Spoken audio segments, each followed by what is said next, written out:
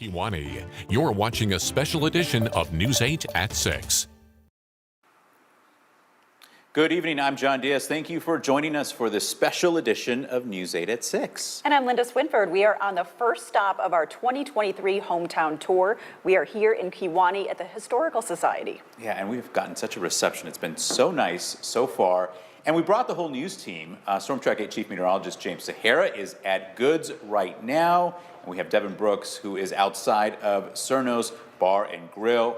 But we have a lot to get to tonight at 6, so we're going to check back in with James and Devin in just a little while.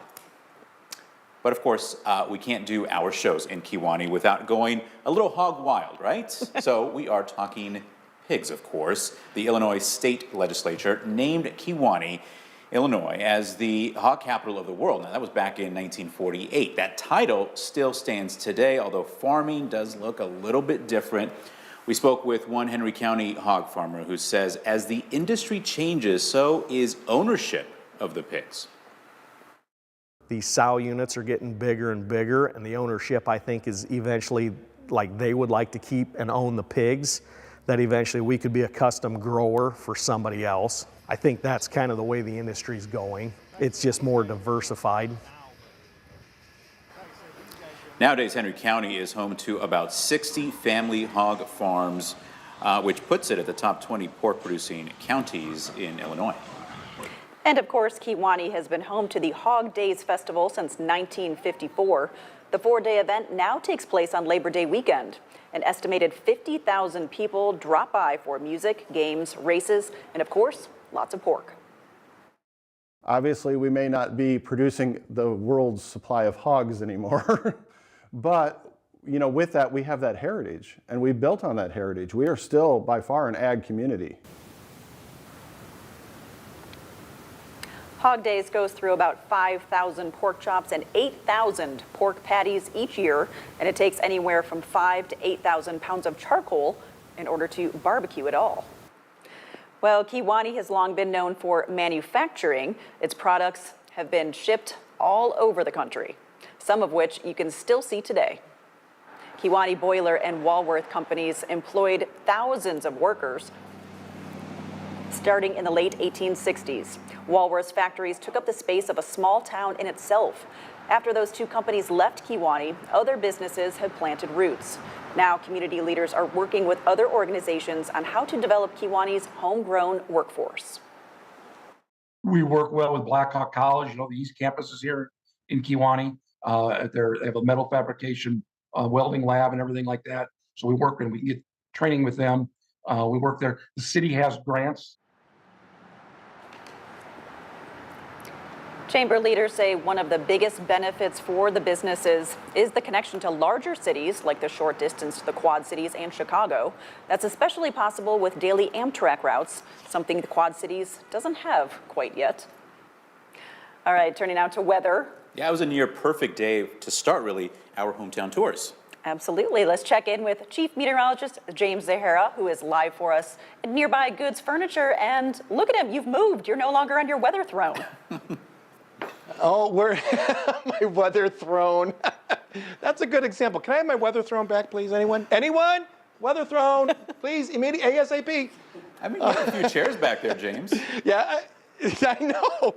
No, we're actually just off the skywalk, the glass skywalk here, because keep in mind, this is a huge store. Of course, been in existence since 1895 and really a great example of long-term commercial success. Not just here in the county, not just here in the state, but throughout the entire Midwest. And certainly a lot of furniture here, a lot of mattresses to check out here as well. Love to be outside because it was still pretty nice in a lot of our hometowns, not just this afternoon where numbers did climb in the 50s, but guess what? We're still noticing temperatures in the 50s as we take a look at those current temperatures across eastern Iowa and northwestern Illinois. Not looking all too bad. The cool spots actually around the upper 40s in Dubuque and Stockton, mainly because of a little snow-covered ground going on out there. But the clouds have been slowly increasing, especially around lunchtime and thereafter. But fortunately, these clouds not producing any type of rain. A little bit maybe aloft way out to our west, but we are going to keep our night high and dry until we head into tomorrow. That's when that rain will be developing. Looks like starting around mid-morning or so. And that will continue on, not only for the rest of the day, kind of on and off, but through the evening hours. At the same time, we're going to have to deal with a lot of wind that's going to be picking up as well. That will extend into the end of the work week and even going into much of our weekend as well. And this is going to be a really cold wind and a strong one at that. Wouldn't be surprised if we even had some wind headlines out for much of the area as well. First things first, though, we'll want to kind of break down the rainfall, how much we could potentially see in your hometown coming up in just a few minutes. Back to you guys.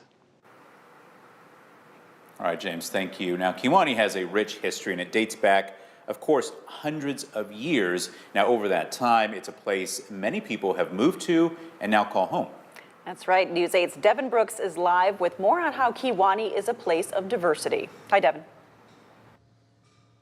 Yeah, John and Linda, it doesn't take long to notice that this community is made up of all people, and it's been that way for quite some time. A longtime resident told me a sign of Kiwani's history is that everyone always learned how to get along.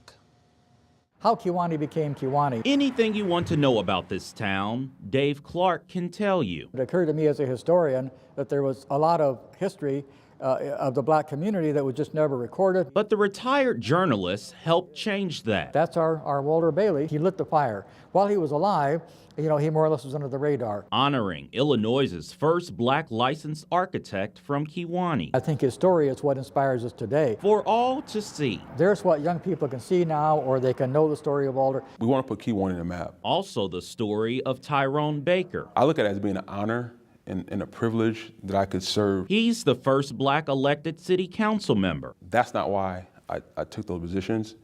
And to be totally honest with you, I didn't really brought to my attention. As of the 2020 census, Kiwani's black population increased almost 40%, and Hispanics were up 34%. Struggle I see with the diversity, getting people involved. Anita Blanks is. This division street is what separates Kiwani from Wethersfield. The area's 2 school districts are based on each side of this road. I just wish that division street sign wasn't there. I'd like it if it was unity. We still have one Kiwani. But at one point, there were actually 2 separate towns. But there were still a mix. After public transportation expanded, and families called this home. It was an integrated school system from the start. Along with housing, except for income disparities. Outside of those 2 federal housing projects, the other 90% of Kiwani was integrated. Despite what's standing. We believe in miracles, so we're praying on it at church.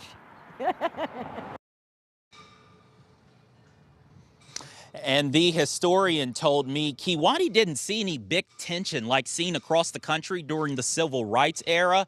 He calls it a family town. And just last year, Kiwani reinstated its Human Relations Commission that focuses on civil rights and social justice issues. John and Linda, back over to you. All right, Devin, thank you. Now, as we were preparing for this show, one of our directors reminded us that he was born and raised right here in Kiwani. Jeff Jackson grew up like many small town kids, making lots of friends and finding ways to have fun. Along the way, he learned about some family history. His grandpa, who he never met, was said to have opened the first black-owned business in town back in 1939, and his uncle Johnny was known as Johnny Shell because he ran the Shell station in town. Now, eventually, our Jeff joined the Navy, and that's when Kiwani life came full circle. I was on the USS Fanning, FF-1076. I walked through the 2 boilers that were there, and I just happened to be looking around, and I looked down at one of the boilers, and what do you see? There was a little plaque down there that said Kiwani Boiler Corporation. And I could not believe it. I just stood there and stared at it. I said, no way, no way. And it's like, yeah, that was it. It was Kiwani Boiler. That's an incredible story. Now, Jeff has worked here at News 8 for almost 26 years now, and he asked us to give a shout out to a couple of his Kiwani friends, Donnie and Canada May, and their 3 kids. And of course, we would like to say thank you to Jeff for his years of military service. And of course, thank you for all of his years of hard work and determination for us at News 8. Yeah, and he's directing the show, so thank you very much. All right, still ahead at 6, what's in a name? We will find out how and when Kiwani got its unique name.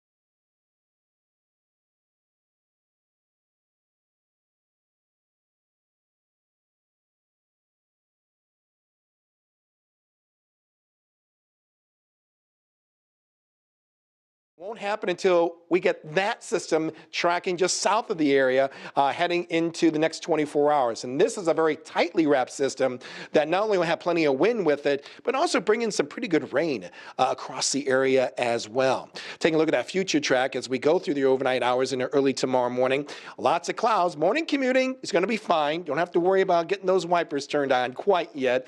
All will be good. In fact, temperatures are going to be quite mild. Numbers are only be dipping right around the lower 40s for overnight lows. And then timing out the rain. Here we go. Check the clock out in the upper right-hand corner. 10:30 tomorrow morning, that's when we start seeing the first of these raindrops scattered about on and off throughout the day. The heaviest of the activity really doesn't get here until tomorrow evening. And you can see by 7:30, a good steady rain that will be taking place in just about all of our hometowns. Yes, we do see a little blue just off to our north and west, and we can actually see if some of those snowflakes make its way around here.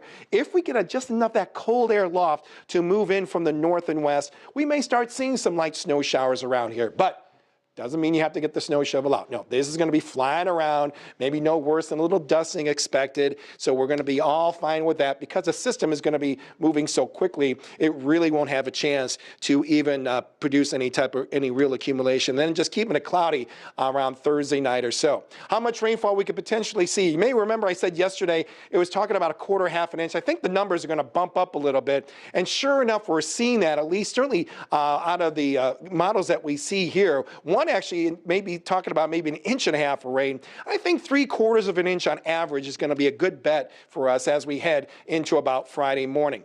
Before we really get in the brunt of this rain, temperatures you can see will likely be averaging, I would say, around 50, maybe early daytime highs before those northerly winds come in and really cool off those numbers. And take a look at the wind gusts that we could be seeing by late Thursday night, Friday morning, approaching around 40 miles an hour in some spots. And that will continue on throughout Friday evening and before I think those winds begin to kind of slowly settle later into our Saturday. Likely talking about some wind headlines across our area during that time period as well. And these are colder winds, folks.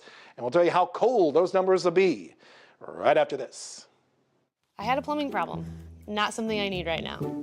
So I found a contractor on skilledneighbors.org. They were able to send someone out right away. He was friendly, he did a great job, and he cleaned up after himself. And I found out he really is my neighbor. I consider myself pretty handy, but there are times you need to be more than handy. You need skill. That's when I go to Skilled Neighbors. It's a source I use and trust. Plumbing, piping, HVAC problem? Visit skilledneighbors.org and type in your location. Find quality in your neighborhood.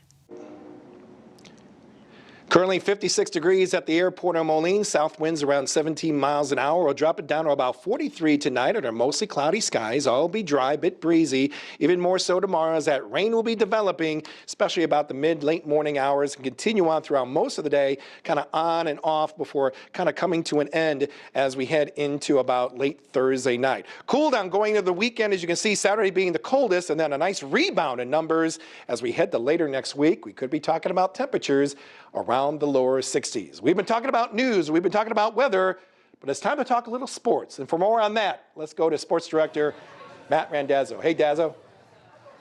Yeah, James, they finally let the sports guys out to Kewanee. We finally got here at the end of the day. We got a lot of great food in front of us. We're going to talk about 2 great high schools, too. Yeah, we're going to let you know what makes the Kiwani and Weathersfield athletic department so special and why the community comes out to support them both. It's coming up next in the Live Report.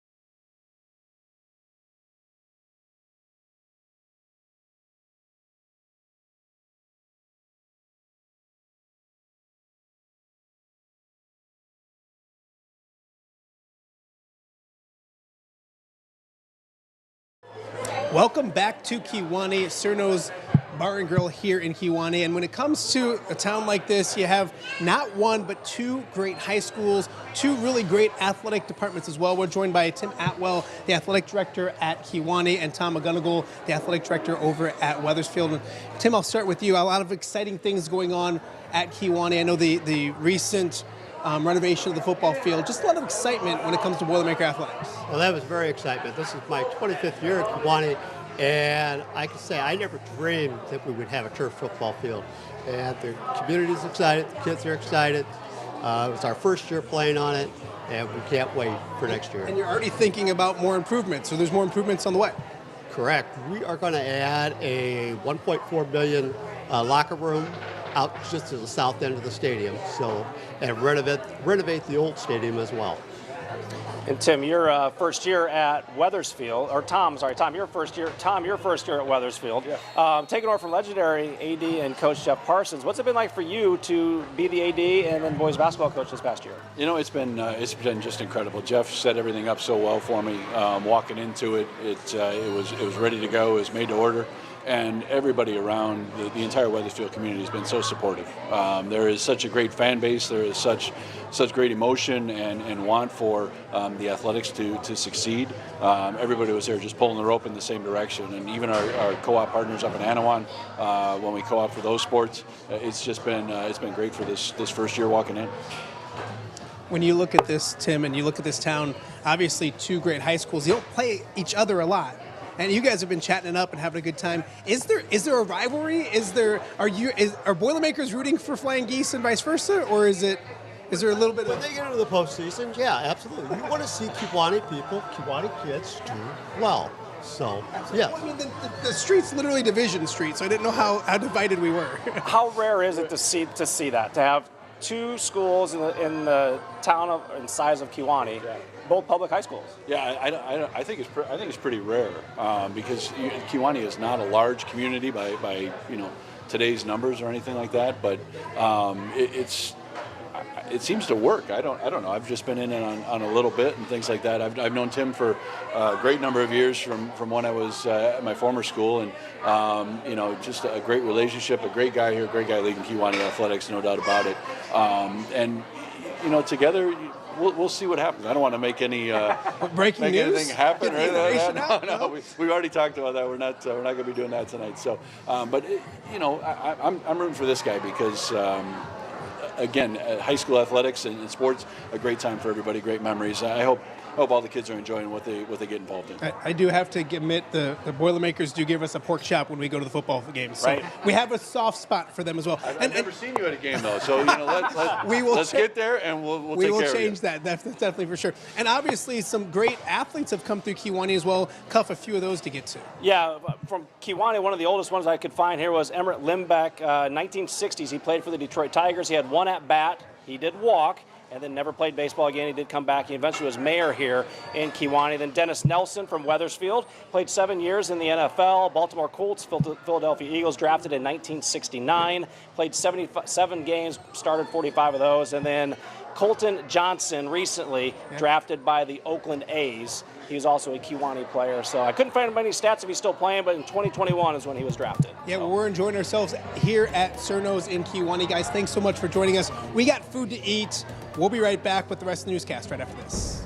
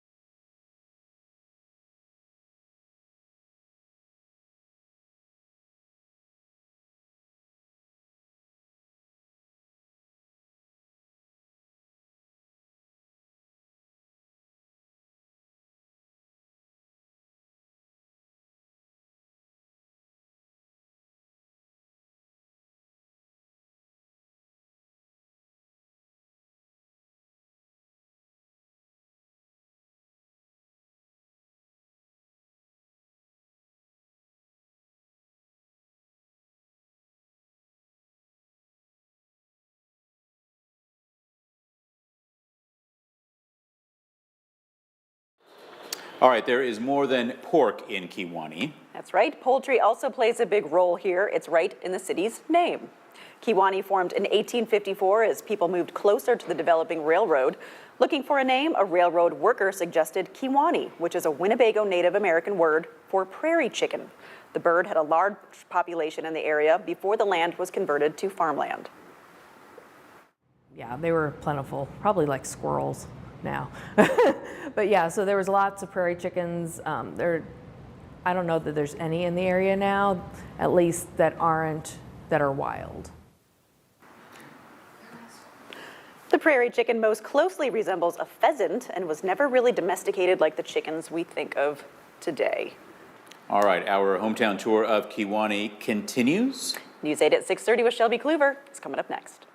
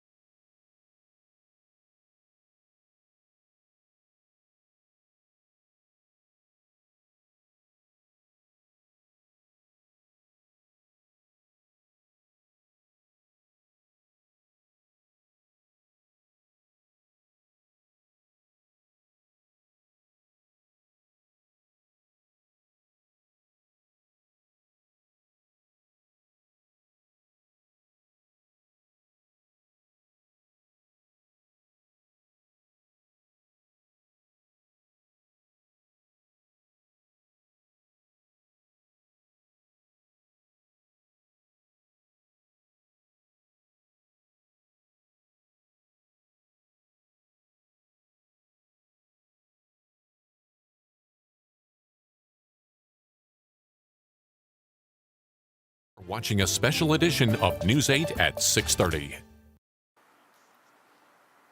Thank you for joining us at 6:30. I'm Shelby Kluver. We are live here at Kewanee's Historical Society, our studio for the evening. News 8's James Zahara is also here in Kewanee downtown, down at Goods Furniture. We'll check back in with him in a few minutes. But we want to get right to your news. About 12,500 people call Kewanee home. The city has long been known for manufacturing, and its products have been shipped all over the country, some of which you can still see today. Kewanee Boiler and Walworth companies employed thousands of workers starting in the late 1860s. Walworth's factories took up the space of a small town in and of itself. After those two companies left Kewanee, other businesses have planted roots. And now community leaders are working with other organizations on how to develop Kewanee's homegrown workforce. We work well with Blackhawk College. You know, the East Campus is here in Kewanee. They have a metal fabrication welding lab and everything like that. So we work and we can get training with them. We work there. The city has grants. Chamber leaders say one of the biggest benefits for businesses is the connection to larger cities, like the short distance to the Quad Cities and Chicago. That's especially possible with daily Amtrak routes, something the Quad Cities doesn't have. Well, Kewanee's population is made up of a broad demographic. A local historian says it ranges from Swedish, Black people, Hispanic people, Germans, and Polish. The 2020 census showed its Black population increased almost 40%, and Hispanics were up over just 30%. A retired Kewanee newspaper journalist says Kewanee didn't see any big tension during the civil rights era. He calls it a family town. There were parts of town that were black, parts of town that were white, but there was still a mix. And in the schools, the kids more or less were all together. You know, I mean, it was an integrated school system from the start. Now, just last year, Kewanee reinstated its Human Relations Commission that focuses on social justice issues. Well, we can't come to Kewanee without acknowledging the elephant, or rather, the pig in the room, right? Kewanee is known as the hog capital of the world. That was a title bestowed upon it by the Illinois legislature all the way back in the 1940s. Today, that title still stands, as well as many of the hog farmers that helped make it happen.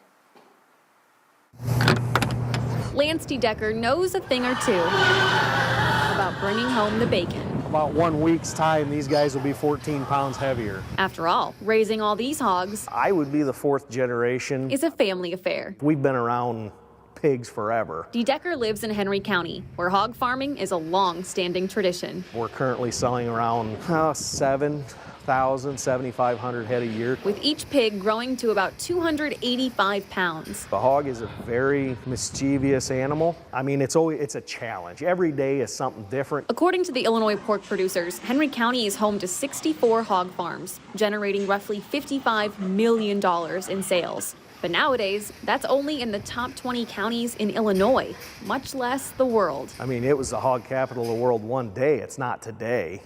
But I mean, it's still remembered. This is the picture of the original Hog Day Stampede. And perhaps the best way to remember that hog heritage is Hog Days. The festival as we know it can be traced back to 1954. The 4-day event lives on today with games, music, shopping, and lots of food. Throughout the years, that's the one staple that Kiwani has had in the communities. Mike Komnick co-chairs the event, which pulls in an estimated 50,000 people each year over Labor Day weekend. Obviously, we may not be producing the world's supply of hogs anymore, but you know, with that, we have that heritage, and we built on that heritage. We are still, by far, an ag community. So while some things have come and gone, that was from a pigtail contest that they used to do. Both Hog Days and its farmers are still here. It's challenging. Despite growing concerns. I think in the next 10 to 15, 20 years down the road, I think ownership of the pigs that's in the barn is going to be harder. Today's farmers face increasing costs and regulations, but the Deckers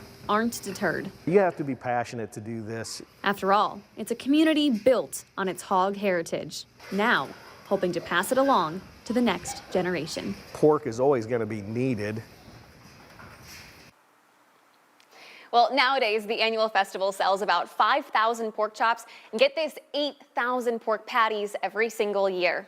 During one of the Hog Day events over the years, organizers actually tore up one of the streets to make the barbecue pits, but that's one event that organizers say is going to stay in the past. Well, there's more than just pork in Kewanee. Poultry also plays a big role here. In fact, it's right in the city's name. Kewanee formed in 1854 as people moved closer to the developing railroad. Looking for a name, a railroad worker suggested Kiwani, which is a Winnebago Native American word for prairie chicken. The bird had a large population in the area before the land was converted over to farmland. Yeah, they were plentiful, probably like squirrels now. But yeah, so there was lots of prairie chickens. I don't know that there's any in the area now, at least that are wild. The prairie chicken most closely resembles a pheasant and was never really domesticated like the chickens that we think of today. Well, still ahead, we dive into the WQAD archives and bring you a story of hard work and determination. How a Kiwani artist's steady hand and millions of toothpicks captured the city's rich history. And we certainly brought some nice warm weather across a lot of our hometowns with daytime highs in the 50s. Things are going to be a lot colder in the days ahead and pretty wet too. Got a system coming on in that's going to bring in some of that wet weather. We'll show you where it is coming up right after the break here on News 8 at 6:30.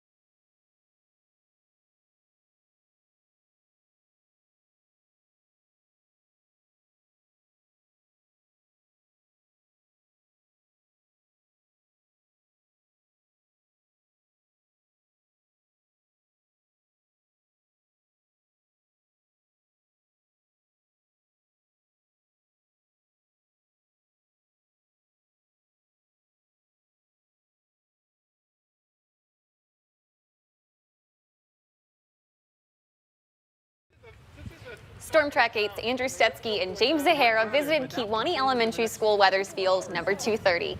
They gave a tour of the beast and answered questions for all of our potential future meteorologists. That is so cool, and you know James and Andrew had so much fun with that. In fact, we're going to toss it out to James live right now. Oh, yeah, I tell you, and it's always a fun time. You know, you can have the worst day in your life, and then you go out to these schools and see these kids, and they just lighten up big time, and it makes your day. It just makes your day. Big thanks to Mrs. Crabtree over there who set the whole thing up, able to get so many kids out and about, taking advantage of a real nice day. And already we're talking about another visit over in Kiwani in the next month or so, talking about severe weather awareness. That will be a good topic to talk about since we're going to get into it. Fortunately today, all has been dry, warm, a little breezy, and those numbers in the 50s. And you can see right now a lot of clouds across the area, but all is dry. So that is some good news. In fact, not much as far as any wet weather that we see across the Midwest. There's a little green here and there, but a lot of that is aloft. We got to saturate that air down to the ground in order for us to see some wet weather. And it will take place courtesy of that area of low pressure that I'll be tracking just off to our north and west. So this is why it's not only going to be a very windy event, but a very rainy event as well. Not the case as we head overnight into early tomorrow morning as we take a look at our trusted future track going into 6 o'clock tomorrow morning. All is quiet. Temperatures actually aren't going to be too bad by around dawn. Numbers will likely be dropping around the lower 40s across the area. And then as we make our way throughout our Thursday, let's go ahead and kind of time out this wet weather. Stop the clock at around 10:30 a.m. And that's when we start seeing the first of those raindrops. That's going to be kind of on and off as we go throughout really most of the day. The more steadier activity really doesn't get in here until we head toward tomorrow evening. And that's when the rain will start picking up a little bit before it begins to taper off later tomorrow night and Friday morning. That will be enough time for some colder air behind the system aloft to kind of move in and maybe mix that rain with some snow or maybe even some light snow showers. But because the system is moving so quickly, I'm not looking at any type of accumulation. So, keep those snow shovels in the garage. You don't need it. You don't need it. But it will be a precursor of some pretty cold air that will be settling on in to end the work week and going into the upcoming weekend. How much rainfall we could potentially see? Not surprised about these numbers, at least most of them. I think a good 3/4 of an inch on average looks to be a sure bet. Of course, one model, as you can see there, indicating maybe close to 1.5 inches. But I think 3/4 of an inch is a pretty good confident number to use as far as amounts that we could potentially see from this rainy system. Still, temperatures will get just above normal, maybe a couple of degrees, with numbers anticipated around 50 degrees for the daytime high. I did say this system's going to have a lot of wind with it, and sure enough, it will be the case, especially as we get to Thursday night going into Friday morning. That's where we'll be seeing those wind gusts over 30, potentially even over 40 miles an hour. And that will continue on even right through Friday and Friday evening, and possibly see those gusts continue on heading into Saturday morning as well. Could be talking about some wind advisories across the area. Wouldn't be surprised, especially throughout our Friday morning. And like I said, this is going to bring some colder winds in. We'll tell you how cold those numbers will be right after this. Now get $3,000 up to $6,000 in sign-up bonuses at Tyson Foods in Joslin. We're hiring people at all skill levels, all at great starting wages, from $20.50 an hour to $26.50 an hour, even over $32 an hour, with attendance incentive included. And at Tyson Foods, we offer an excellent package of benefits. Come join our Tyson family in Joslin. Call 309-658-3297 or apply at tysonfoods.com/careers.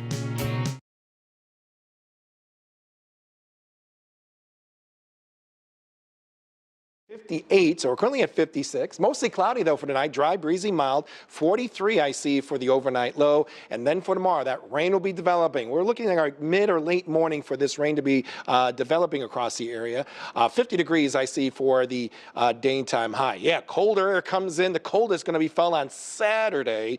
Enough wind, too, that we'll very likely be talking about wind chills in the teens. But then we'll rebound quite nicely as we head into next week. And, yeah, maybe later next week, we'll be talking about temperatures in the lower 60s. Once again, we're here at Goods Furniture Store here in Kewanee.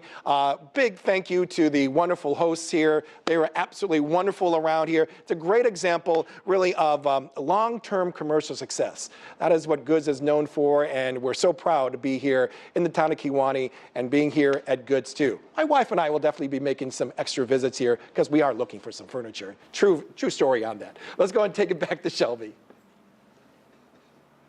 Awesome. Well, when you get that furniture, give me your old ones. All right. Thanks, James. Well, our News 8 drone has shown you some of Kiwanee's landmarks and places of interest from above, but now we can get a close-up view of them through Toothpick artwork replicas. In fact, I have a really up-close view. I've got one right here beside me right now. It's the Kiwani Depot. So cool.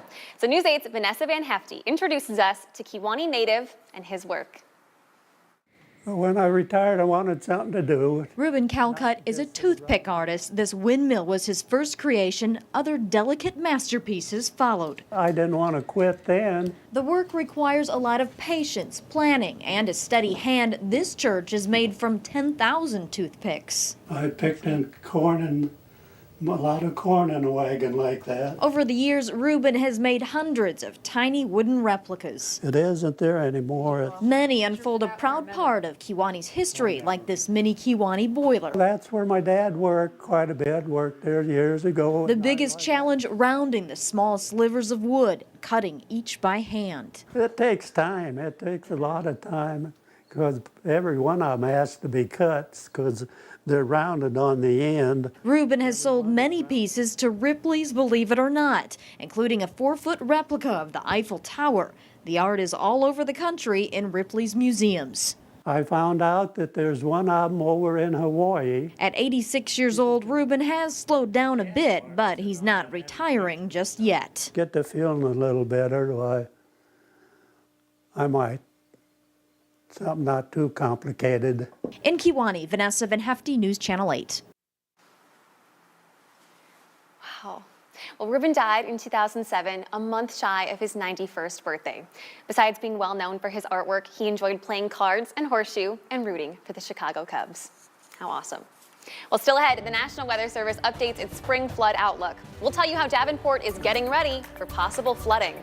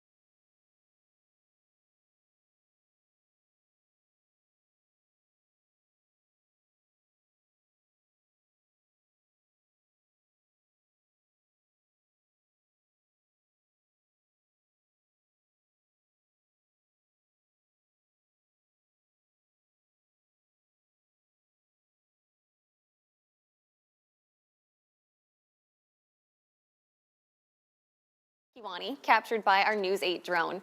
But of course, there are some headlines from outside of Henry County, Illinois that we want to get to. First, Davenport is updating their plan for possible flooding. The city announced plans they will take if water levels reach certain levels. This includes road closures and installing walls alongside Riverfront Drive. City officials are encouraging residents to create an action plan and keep safety tips in mind. We just like to recommend don't drive through water at all. It's best to seek an alternate route. If you see water and there's not a barrier in place yet, give us a call and let us know so we can check it out and determine if a barrier does need to come up. The city will host community meetings next week. Those meetings aim to help residents create safety plans. Well, up next, we find out who today's lucky winner is. We'll draw the winning raffle ticket in today's swag bag giveaway filled with some Brood, ABC, and WQAD goodies.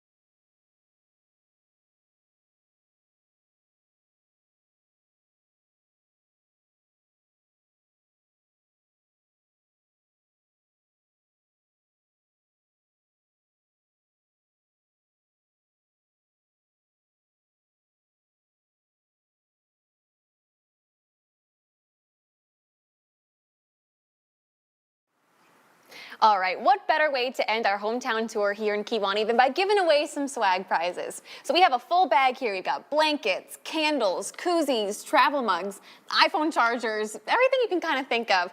And we've been sitting down at Cerno's all day having people fill out their names. So we're about to pick one lucky winner. Okay, I feel it, this is the one. Sue Cornwell, who is right here in the room with us, actually. Well, that's wonderful. Well, that'll do it for our hometown tour. Thank you so much for watching News 8 at 6:30. Our producers are Jenny Hipskind and Deanna Trejo. Our director is Jeff Jackson. Our editors are Jerry Burt, Dale Huntley. And that's not naming all the other amazing people that help make this possible. Our next news is at 10.